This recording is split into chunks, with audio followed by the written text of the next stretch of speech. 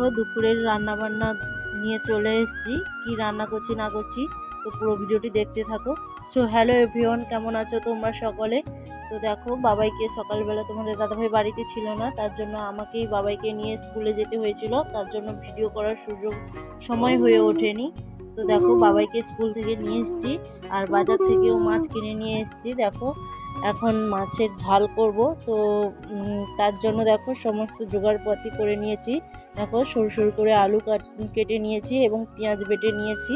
দেখো এখন কড়াটা গরম হয়ে গেছে, তো কড়াইতে তেল দিয়ে দিলাম। তো এবার ওপাশে দেখো ভাত বসিয়েও দিয়েছি, আর এদিকে দেখো কড়াই গরম হয়ে গেছে। তো এখন দেখো মাছগুলো দিয়ে দেবো আস্তে আস্তে। কেউ কড়াটাকে দেখে খারাপ ভাববেন না, কারণ উনানে রান্না করি এই কড়াই, তো তার জন্য কড়াটা এরকম কালো হয়ে গেছে। তো এই দাগ কিভাবে উঠবে তোমরা কেউ জানলে অবশ্যই আমাকে জানাবে। তো আমি অনেক কিছু দিয়ে ট্রাই করেছি, কিন্তু কোনোতেই কোনো কাজ হয়নি। তো দেখো এখন দেখো মাছগুলো ভেজে নিচ্ছি।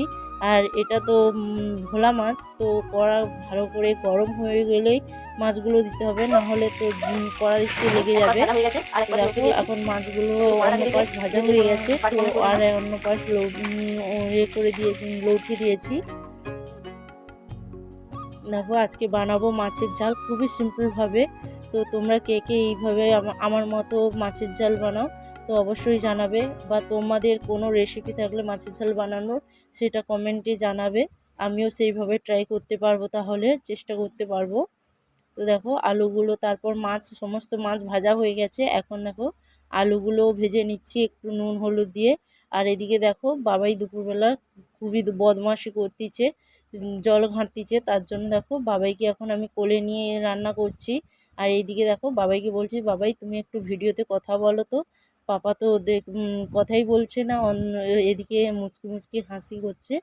তো দেখো এখন আলুগুলো ভাজা হয়ে গেছে, তারপর দেখো কড়াইতে তেল দিয়ে পেঁয়াজটা যে বেটে রেখেছিলাম ওইটা দিয়ে দিয়েছি। তারপর একটু নুন আর একটু হলুদ আর একটু লঙ্কার গুঁড়ো দিয়ে এখন মশলাটাকে ভালো করে কষিয়ে নিয়েছি। তারপর দেখো আলুগুলো ভালো করে একটু কষিয়ে নিলাম। তারপর হালকা করে একটু জল দিয়ে দেব। তো দুজন তো খাবো, তাই একটু কমই জল দেব।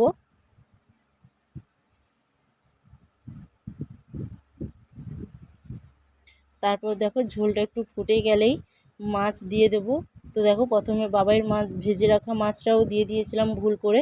তারপর মাছটা তুলে নিলাম, না হলে ঝাল ঢুকে যাবে ভেতরে, বাবাই খেতে পারবে না তার জন্য। আর এদিকে দেখো আমার রান্নাবান্না কমপ্লিট। তো টাটা বন্ধুরা।